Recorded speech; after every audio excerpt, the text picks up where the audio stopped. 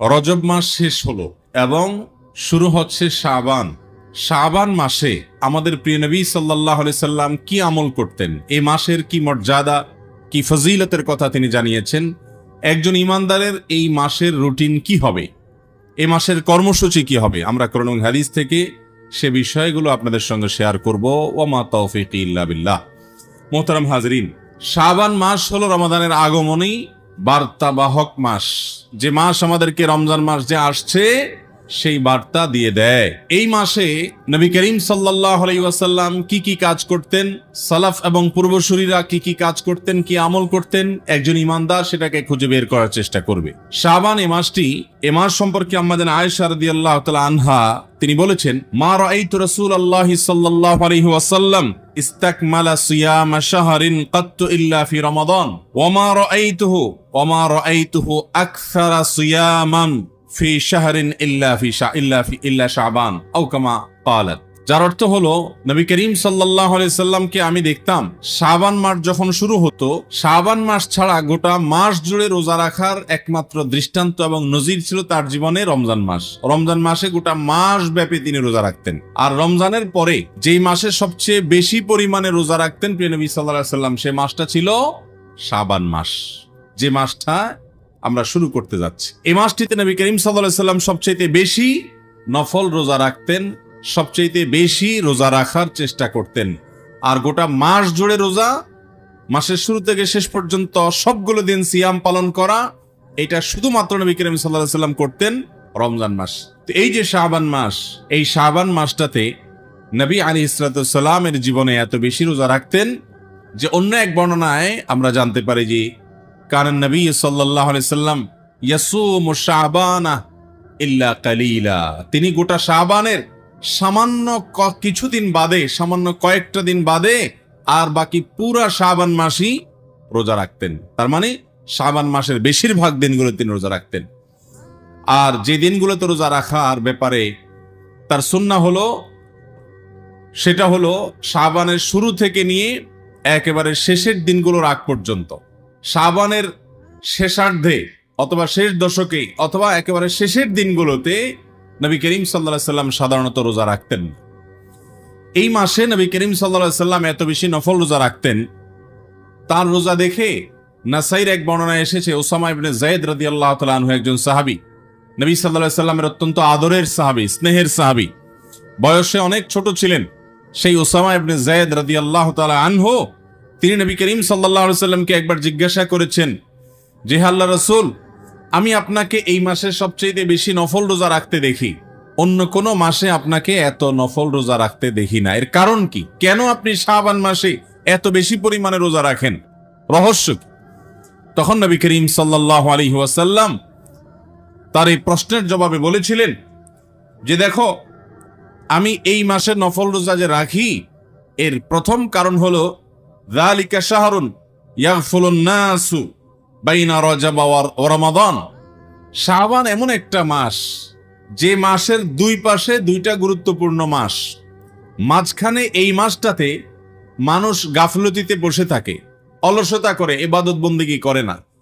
শাবানের পরের মাসটা রমজান মাস, রমজান আসছে তখন কোরআন তেলাওয়াত করব, তারাবি পড়ব, রোজা রাখবো, দোয়া দরুদ করব, অনেক আমল করব।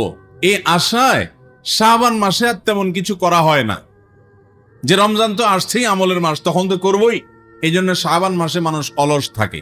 আবার শাবানের আগের মাসটা হলো রজব মাস, সেই রজব মাসে সম্মানিত 4 মাস হওয়ার কারণে এই মাসে পাপাচার থেকে বেঁচে থাকা ইমানদারের কাজ। যদিও আমাদের সমাজে আজকাল রজব মাস বা সম্মানিত যে 4টা মাস, সে মাসগুলা কখন আসে আর কখন যায় সে বিষয়ে আমাদের বেশিরভাগ মানুষের তেমন কোনো খোঁজ খবর থাকে না।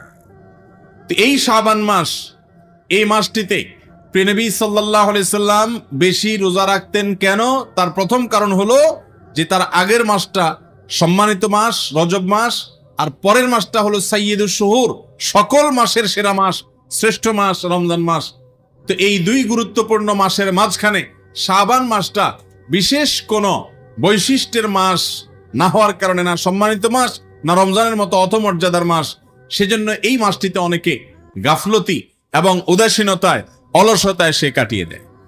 আর এই জন্য মানুষ যে সময়টাতে আল্লাহর ইবাদত বন্দিগি না করে বরং গাফলতি করে, অলসতা করে, ওই সময় ইবাদতের একটা বিশেষ গুরুত্ব আছে।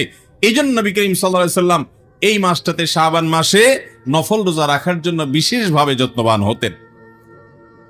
হাদিসের এই অংশ থেকে আমরা জানলাম যে আমলটা সমাজের কোনো মানুষ করে না, সে আমলটা যদি আপনি করার চেষ্টা করেন, সে আমলটা যদি সমাজে আপনি জিন্দা করার চেষ্টা করেন, যে আমলের ব্যাপারে মানুষ গাফেল, মানুষ উদাসীন, মানুষ অবহেলা করে, মানুষ আত্মবোলা হয়ে থাকে, সেই আমলটা করার চেষ্টা যদি আপনি আমি করি, তাহলে অন্য সাধারণ আমল যেটা সমাজে প্রচলিত আছে ওইটা করার চাইতে অপ্রচলিত আমলটাকে করলে, সেটাকে সমাজের মানুষের মধ্যে প্রচলন দেওয়া, জিন্দা করা, মুর্দা সুন্নত, যে সুন্নত হারায় গেছে সেই সুন্নতটাকে জিন্দা করার নিয়তে যদি আপনি আমল করেন কোনো আমল, তাহলে সাধারণ প্রচলিত আমলের চাইতে ওই আমলটা করার কারণে আল্লাহর কাছে সওয়াব এবং বিনিময় বেশি পাওয়া যাবে ইনশাআল্লাহ।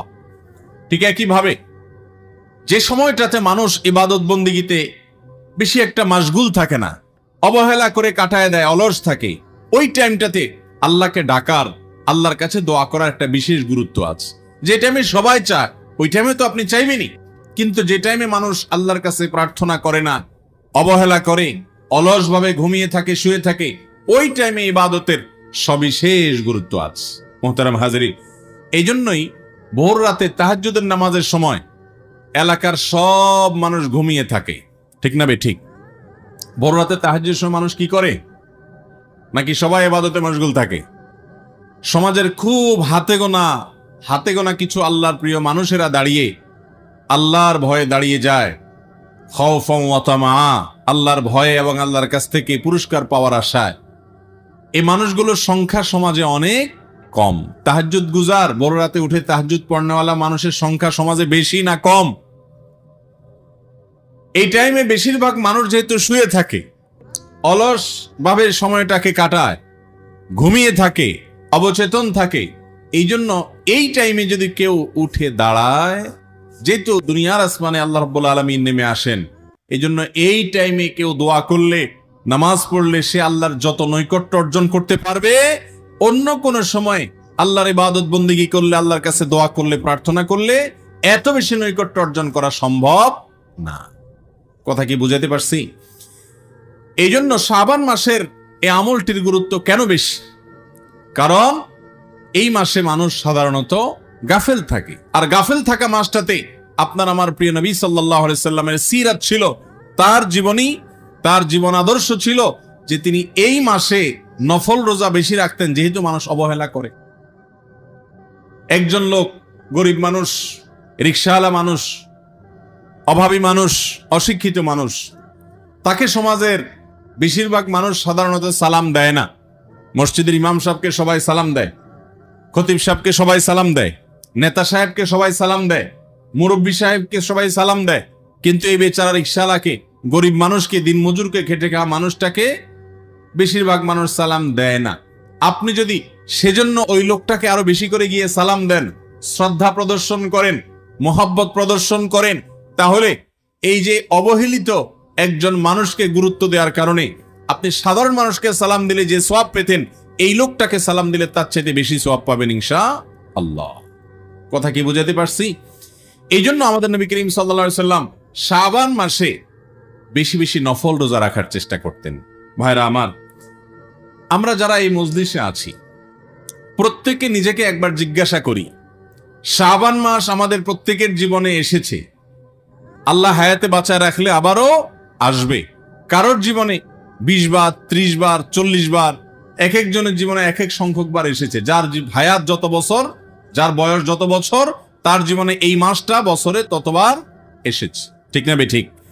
শাবান মাসে গোটা মাসের বেশিরভাগ দিন, অথবা অন্তত 10-15 দিন, অথবা কিছুদিন, এই মাসে নফল রোজার মাস হিসাবে আপনি আমি রোজা রাখার চেষ্টা করেছি। এমন মানুষ কতজন আছি আমরা? অনেক বেশি না কম? কম। হয়তো হাত তুললে বললে 1-2টা হাত তোলাও কঠিন হয়ে যাবে, কারণ আমরা জানিও না, আলোচনাও নাই সমাজে। রমজানের পরে নফল রোজার জন্য সবচেয়ে শ্রেষ্ঠ মাস হলো এই শাবান মাস, সবচেয়ে আদর্শ মাস, নফল রোজার আদর্শ মাস, নফল রোজার শ্রেষ্ঠ মাস হলো কোন মাস? এই শাবান মাস। যদিও আরেকটি হাদিস পাওয়া যায়, যে হাদিসটি বর্ণিত হয়ে